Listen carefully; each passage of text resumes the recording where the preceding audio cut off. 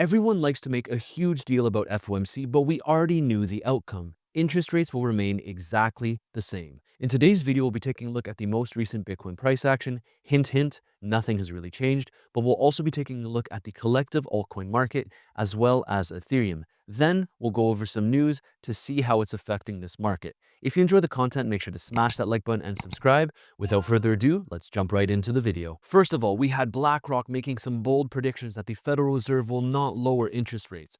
Obviously they won't. We saw the odds. You can see that there was a 97% chance that nothing would change. And actually, if we take a look at September here, we're getting closer and closer to 50-50. Before, it seemed like we were likely going to get rate cuts in September, but right now, there is no reason for this. Why, you might ask? Well, the US economy grew 3% in Q2, completely crushing expectations. So if the economy is doing well, why would they go ahead and cut rates? We have the unemployment rate relatively solid. We also have inflation slowly trickling on up. Cutting rates does not help the Fed's dual mandate of reducing inflation and ensuring maximum employment. So, taking a look at Bitcoin, what just happened here? Well, you can see that we're sitting at the point of control. Now, I want to make this very simple because we continuously have gone over this chart as we're still in this range. Ultimately, nothing has been confirmed yet. But what you want to look for is a break of some of these highs because we've set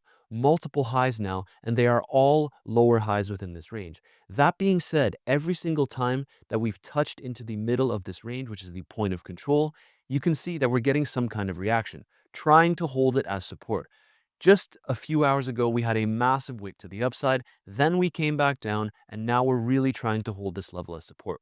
My base case is still the same, and I will make sure to keep you updated if things change. But right now, I still think that this move is corrective, and we will likely see Bitcoin break out of here to the upside. Now, the real question to me isn't whether or not we will break out, but it is if we will actually explode and make an aggressive new all-time high, because there's actually a couple of possibilities here. First one is that we likely hold this level as support, and then we break out, surpassing this high, and then finding our way with a little bit of rejection right around $120,000 before coming back into this range. Now, in my opinion, this would be the most annoying case scenario for Bitcoin, because if we continue to chop around in this range, then obviously this is a surefire way for most traders to get wrecked. The positive of this situation, though, would be that the longer that Bitcoin continues to consolidate, the bigger the breakout would be. And so if we were to pop out of here, let's say we make it to $120,000 to $121,000,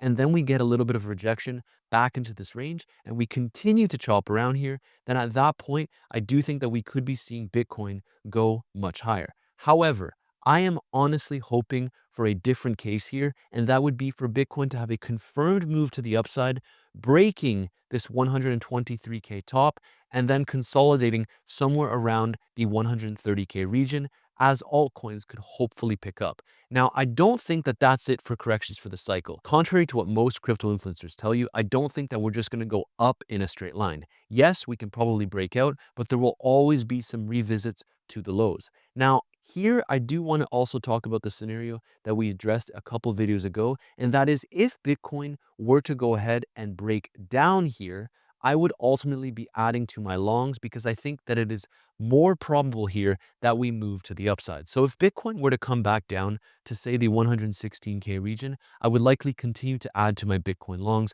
and you know which position I'm in if you're in my premium group. Again, that is the first link in my description down below. It is completely free if you'd like to join. But the point is, I think we will likely be moving higher here. Now, if I'm wrong and we start breaking down, the point where I would want to start being extremely cautious in this market would be if Bitcoin finds its way back below $112,000, as we discussed across several videos in the past 2 weeks. Next thing here that I wanted to talk about was the collective altcoin market against Bitcoin.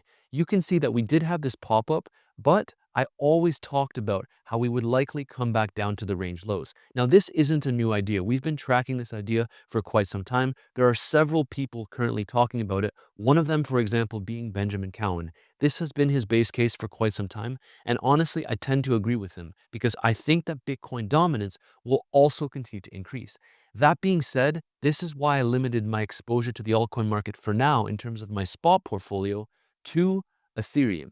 And the reason being, you can see that most of the altcoin market is currently bleeding against Ethereum. That's why I've always said, if your altcoin can't outperform Ethereum over the course of many weeks to a matter of months, then there's no point in holding that altcoin, especially if you're not a seasoned trader that is able to flip-flop between different coins to get the maximum gains. If you want to be a stress-free spot holder, Ethereum gives you most of the upside of the altcoin market, if not all of it. And Bitcoin, of course, gives you the overall upside of the crypto market while both minimizing your downside risk. Naturally, Ethereum is always riskier than Bitcoin, but for spot positioning, if you have a large amount of capital, this is how I would play it. Bitcoin and Ethereum specifically, if you want that exposure to the altcoin market.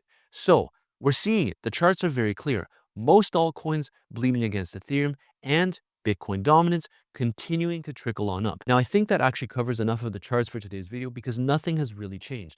But there is some very, very exciting news. And that is the fact that we have $4 trillion JP Morgan partnering with Coinbase to make buying crypto easier than ever. And what does this mean? I dove into it a little bit deeper, and here's what we found. First of all, JP Morgan Coinbase agreement is being prepared for launch. Chase customers will be able to fund their Coinbase accounts using credit cards starting this fall. This feature, of course, removes barriers that have been frustrating crypto buyers for years, along with offering more familiar payment options. This is massive, and this is how we're going to see adoption continue in the crypto space. Next up, direct bank transfers coming in 2026. JP Morgan Coinbase partnership will expand even further in 2026 with direct bank to wallet transfers. These transfers will run through JP Morgan's secure API, and this crypto banking integration eliminates the need for third-party processors entirely. What does this mean? Chase Crypto rewards points will convert to USDC at a 1-to-1 ratio starting in 2026, and this represents the first time a major bank has offered direct crypto conversion.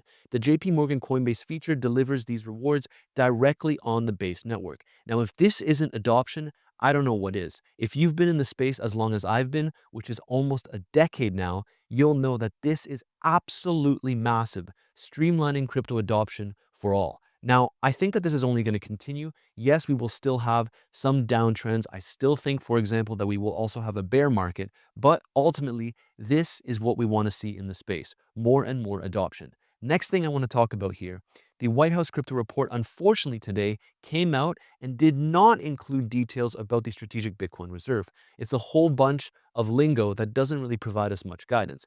Are we really surprised here? Another nothing burger. And we also have the fact that Ethereum against Bitcoin continues to trickle on up at this point in time. I've always said that since hitting these lows, Ethereum would be highly valued against Bitcoin, and this would likely continue to increase. Now, I think we could have some pullback at some point because right now it's just been a massive green uptrend, but ultimately the trend is super clear. I think that this will continue to explode up, and we could see ETH against Bitcoin go as high as all the way up to around 0.075. At least that would be my base case. If we make it any higher than there, then that would be absolutely phenomenal. And as you know, the higher that ETH Bitcoin goes, the more relief altcoins can really get. And I wouldn't expect this to slow down anytime soon, despite some potential pullbacks along the way. The low is definitely in here. And we do have this liquidation heat map that I want you to pay attention to. Over the past week, you can see that up here, there is a ton of liquidations around $120,000 for Bitcoin. So this liquidity will definitely be grabbed, in my opinion, at some point, because we can see that more and more people are insistent on shorting this market. And it's interesting to see this because we're still seeing some massive inflows for the Bitcoin spot ETFs, but some even bigger inflows for the Ethereum spot ETFs. As you can see, hundreds of millions of dollars every single day. Now, this is massive for Ethereum because actually, if you take a look at yesterday, July 29th, there was $200 million of inflows into the Ethereum spot ETFs. And taking a look at Bitcoin, there was only 80 million. This is massive for ETH, and it will likely only continue as we approach the latter stages of this cycle. Last things I wanted to show you. President Trump just said that the August 1st tariff deadline will not be extended.